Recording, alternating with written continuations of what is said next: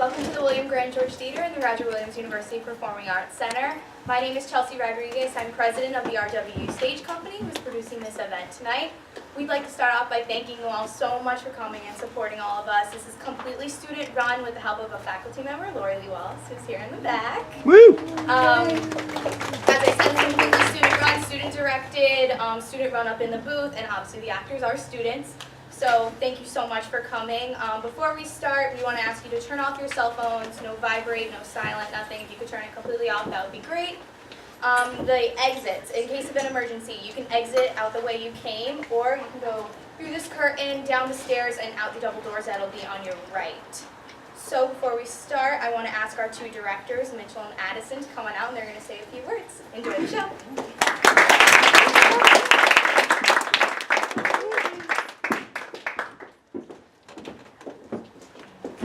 Hello everyone, my name is Mr. Kaloulis. I'm a sophomore, double major in communications and theater. When I decided to do this project, it took me so long to find the right play, and I finally decided on A.R. Gurney's The Problem. And the reason being is I feel as though theater is an experience, and it's a journey that you go on with the actors on stage in front of you. And I thought that this journey and experience is funny and absurd and ridiculous and just enough to make you guys laugh. So, and make me laugh at least. Hello everyone, my name is Addison Powers. I'm a senior theater tech major and arts management minor here. When I was trying to pick my show for this project, I honestly knew right off the top that I really wanted to do Beckett. Beckett is one of my favorite playwrights, and I have a little bit of background information on my show. It was commissioned for a university festival in the 1980s, and it was a festival to commemorate Beckett's works and to celebrate his 75th birthday. Through this commission, the play Rockabye was written and created, and it premiered in 1981, starring Billy Whitelaw, and it was directed by Alan Schneider. They were both people who worked previously with Beckett on other works. And Rockabye was one of the last pieces, 3 or 4 pieces that Beckett wrote before he died in 1989. I hope you enjoy this journey and enjoy the show.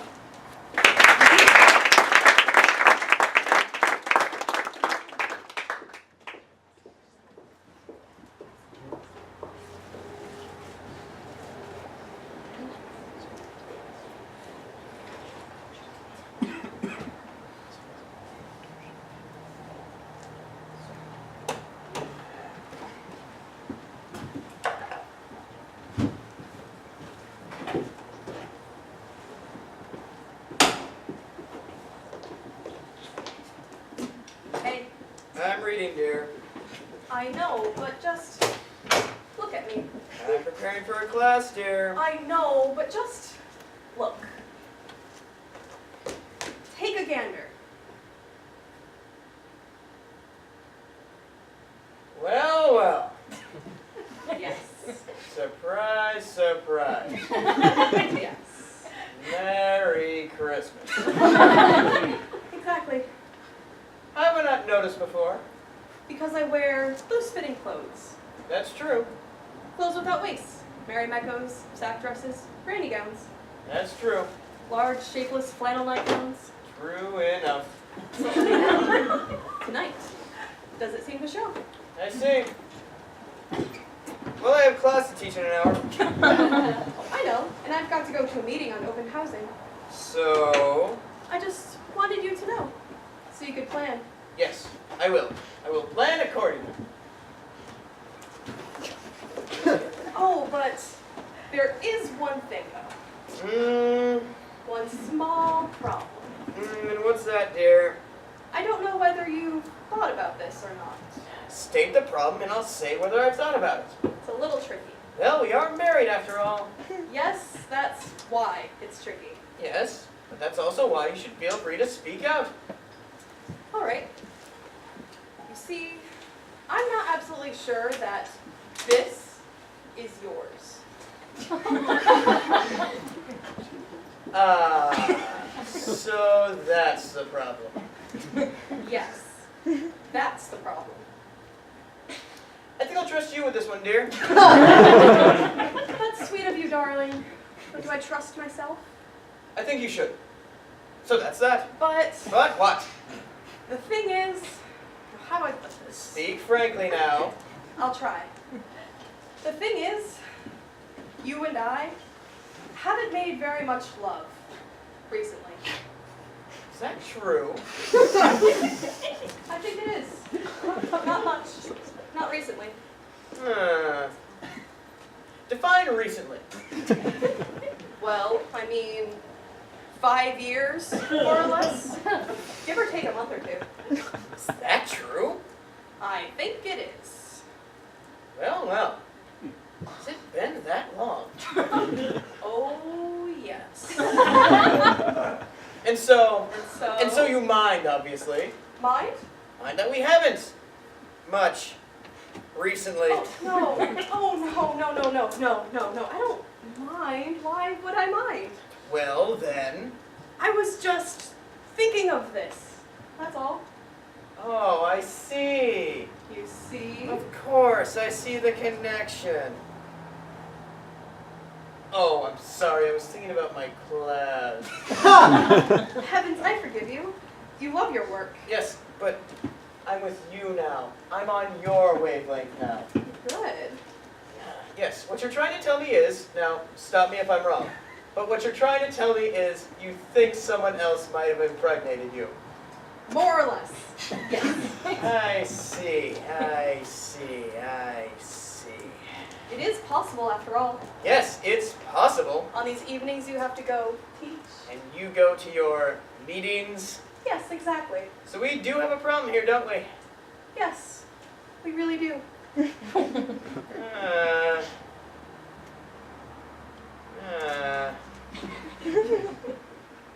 You know, darling, it occurs to me. I should have made love to you more. No.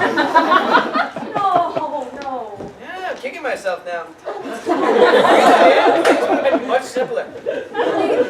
You had your work. Oh, sure, but You had your book to get out. that's all very well, but... You had your intellectual life. Yes, but darling, that's not the question. The real question is, why haven't I made love to you in the past 5 years? That is the question. Well, you used to laugh too much. Maybe. Laugh. Yes. In the old days, whenever we started to make love, you'd start to chuckle.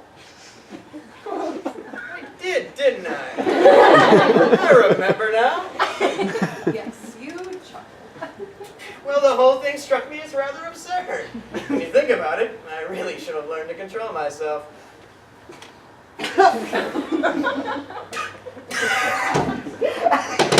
I mean, it was just you and me, and we were...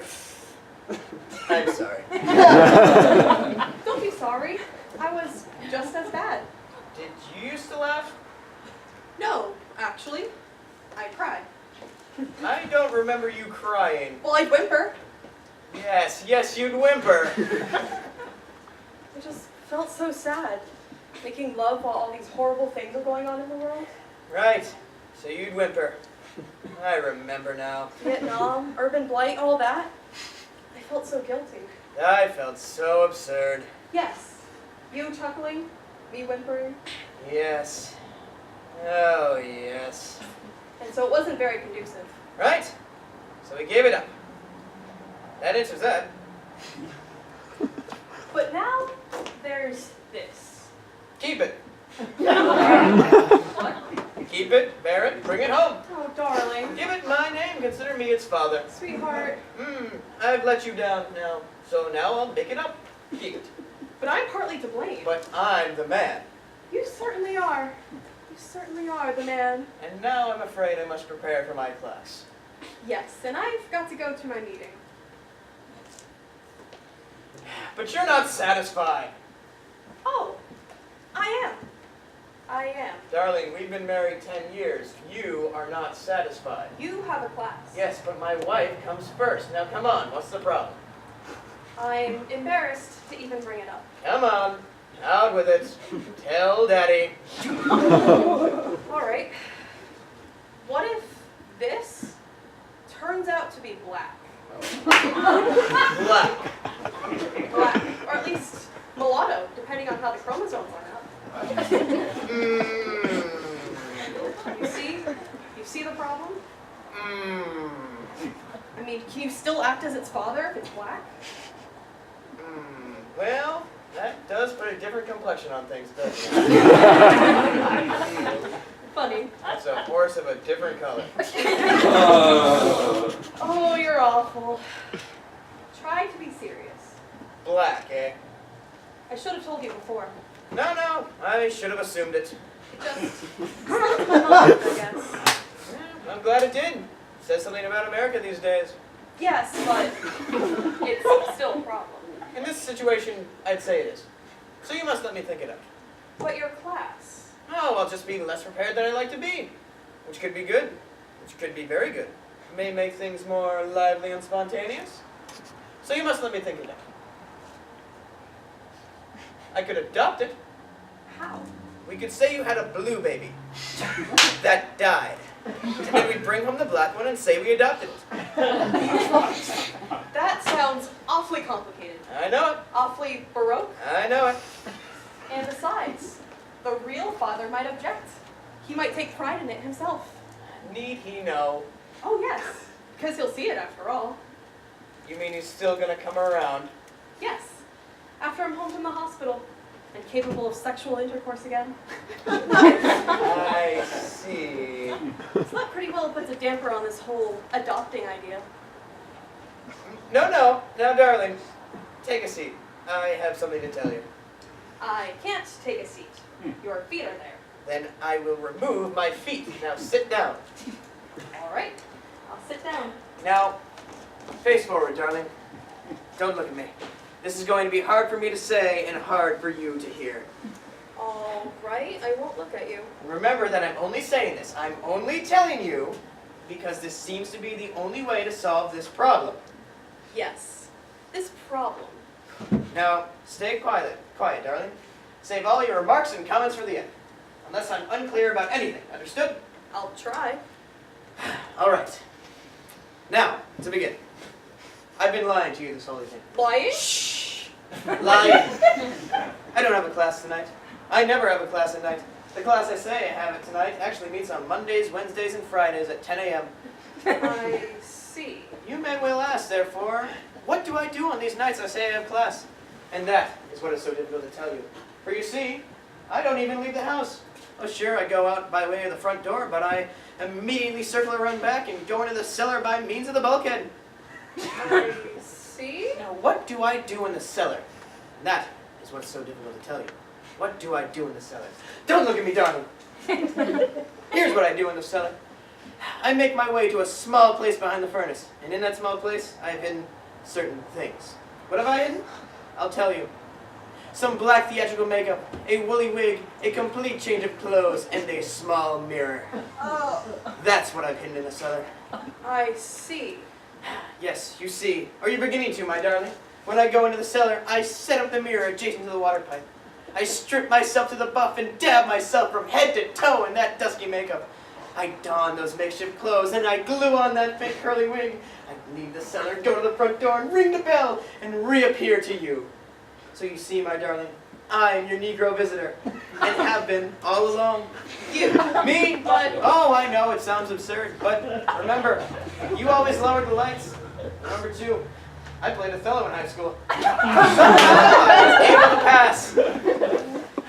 I've deceived you these past years, deceived my own wife, disguising myself as a Negro and capitalizing the sympathies you felt for that unhappy race.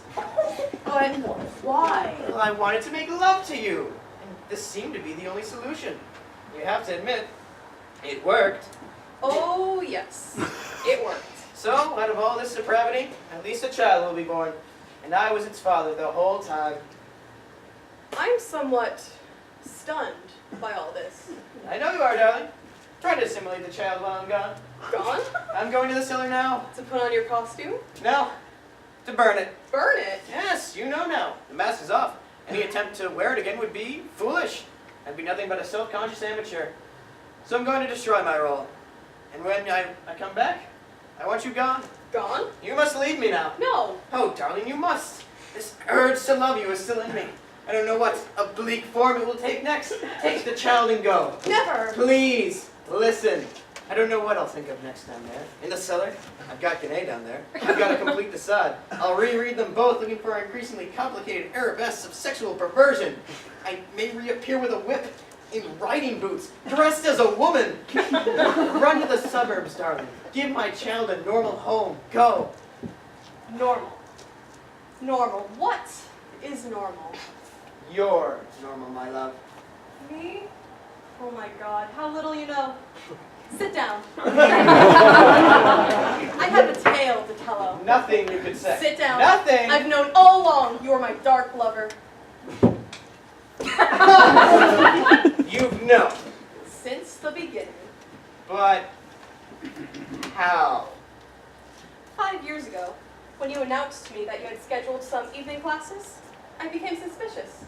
And so when you left for your first class, I followed you. Follow me. Yes, I followed my own husband. Followed you to that tacky little theater supply shop downtown where you bought your disguise. Followed you back here.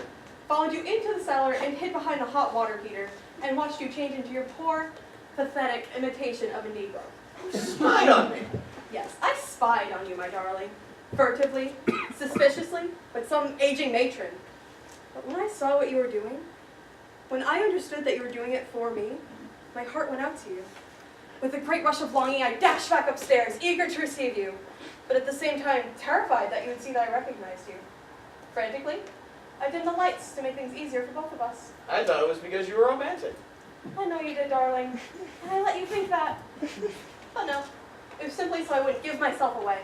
So you were acting the whole time. Yes. Wasn't I good? Pretending you were someone new and strange? I, who am no actress, improvising like a professional for the whole scene. But you seem so excited. I was terribly excited, I'll admit it. The strange, sly courtship, the banter, the give and take, with all those peculiar racial overtones. I threw myself into it with a vengeance. But then, when you carried me into the bedroom, everything changed. What do you mean? I was a tiger. Yes, you were a tiger, my darling. You were. But I wasn't. You said you loved me. I was only pretending. I really hated you. Hated me? Hated myself. It was awful. I felt so guilty. All my old sexual agonies were magnified as if it were by a gallery of mirrors. I wanted at least to whimper, as I did normally with you when you were white. But now, you were black. And I just stifled my own sighs. Worse, I had to pretend, to play, to fake the most authentic experience a woman could have! And all the time I felt like an object, a thing, a creature without a soul. A poor, pathetic concubine in the arms of an Ethiopian potentate. And when you left, finally left, I just lay on the bed, arms folded against my breast, like a stone carving in my own tomb. It took every ounce of energy I could muster to rise and greet you at the door when you returned from your supposed class. So for the past 5 years, you've been through this hell? No. After that first ghastly evening, I suffered nothing. Oh, so you grew accustomed. I mean, I wasn't there. You weren't there. I left the house as soon as you went into the cellar. But then, who was here with me? I got a substitute. I see. Oh, darling, try to understand. I simply could not endure another evening like that. The sham, the pretense, it revolted me. And yet, I knew how much it meant to you. All the next day, I racked my brain, trying to think of something which would satisfy us both. I took a long walk. I wandered all over town. Finally, about an hour before I was due home, I saw a woman who looked a little like me. Same hair, same height, roughly the same age. It was at least a chance. Before I knew what I was doing, I approached her and asked her whether she'd like to sleep with a Negro. Naturally, she said she would. So now, darling, for the past 5 years, this good woman has come to our home while you were in the cellar, and in the dim light has pretended to be me. I must say, I don't know what to say. I suspected you'd be speechless. I Do you hate me very much? No, I don't hate you. I'm just surprised. I know you would be. But what about that?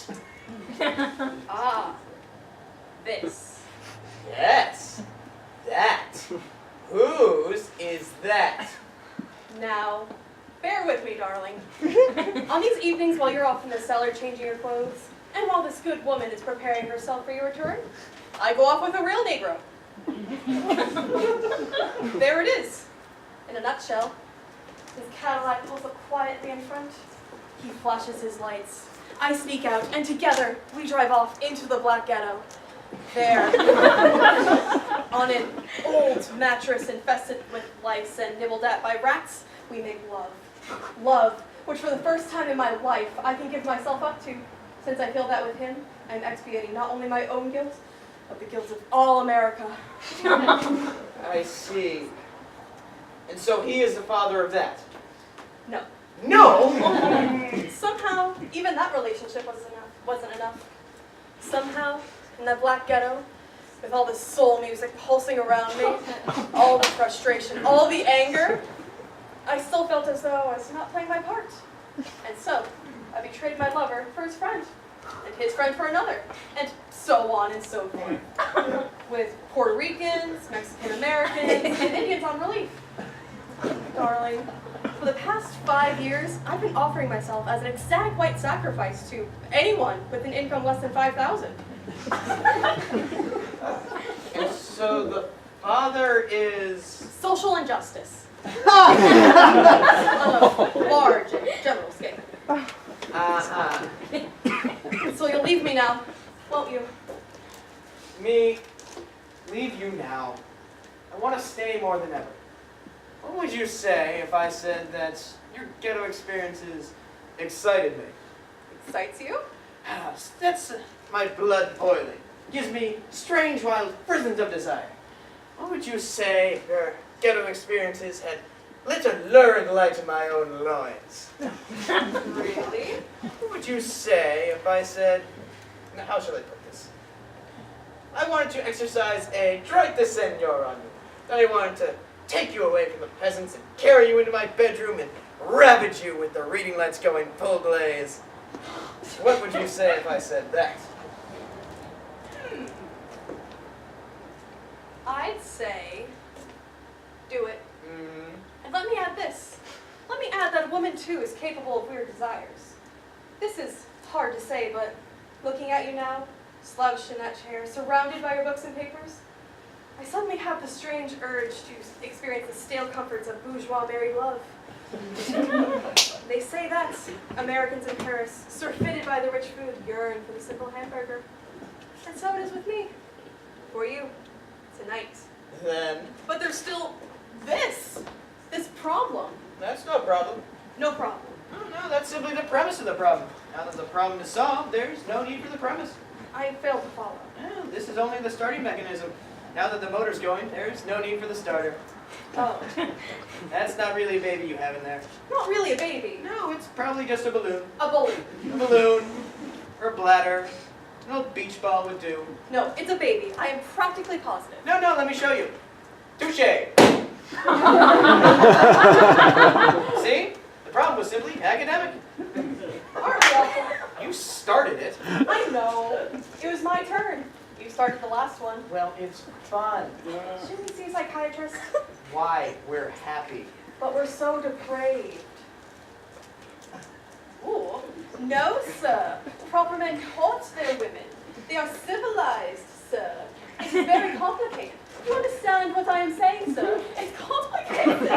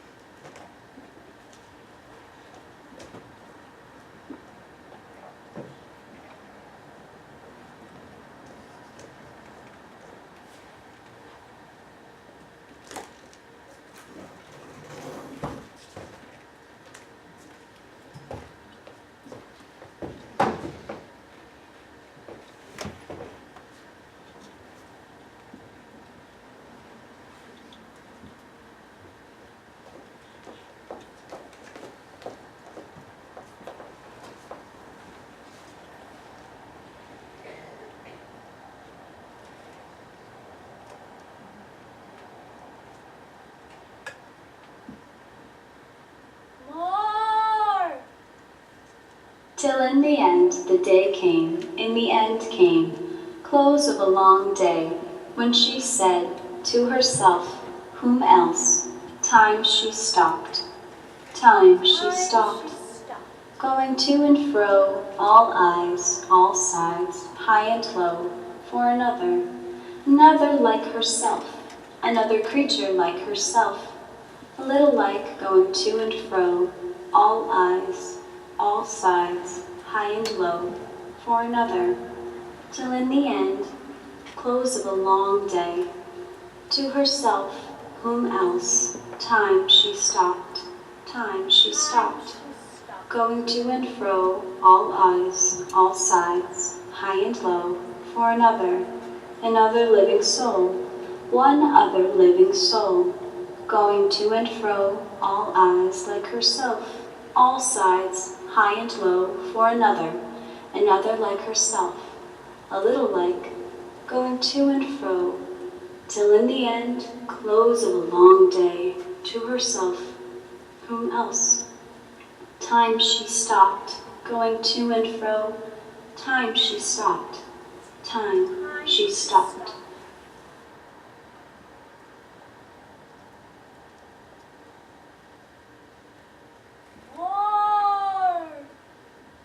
So in the end, close of a long day, went back in the end, went back in, saying to herself, whom else? Time she stopped, time she stopped, going to and fro, time she went and sat at her window, quiet at her window, facing other windows.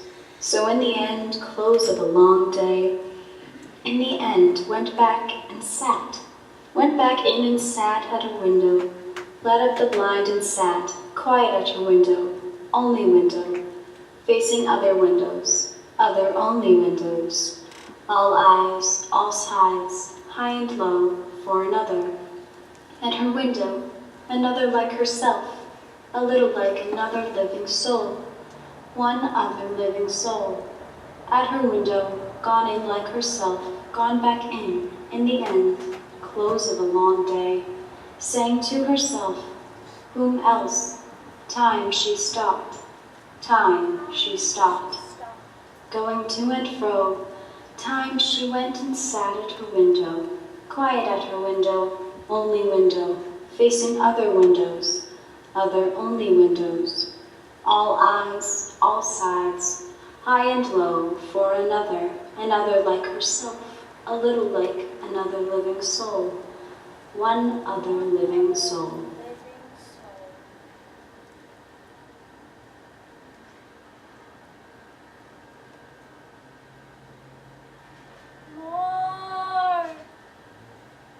Till in the end the day came, in the end came, close of a long day, sitting at her window, quiet at her window, only window, facing other windows, other only windows, all blinds down, never one up, hers alone up, till the day came, in the end came, close of a long day, sitting at her window, quiet at her window, all eyes, all sides, high and low, for a blind up, one blind up, no more, never mind a face behind the pane, famished eyes like hers, to see, be seen, no, a blind up like hers, a little like one blind up, no more, another creature there, somewhere there, behind the pane, another living soul, one other living soul, till the day came, in the end came, close of a long day,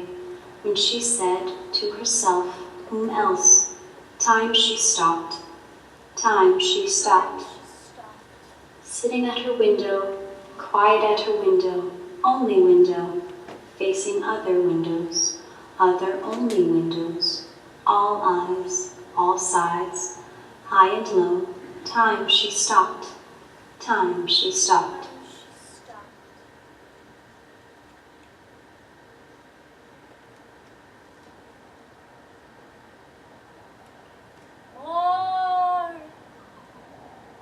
So in the end, close of the long day, went down, in the end went down, Down the steep stair, led down the blind and down, right down, into the old rocker, mother rocker, where mother sat all the years, all in black, best black, sat and rocked, rocked, till her end came, in the end came. Off her head, they said, gone off her head, but harmless, no harm in her.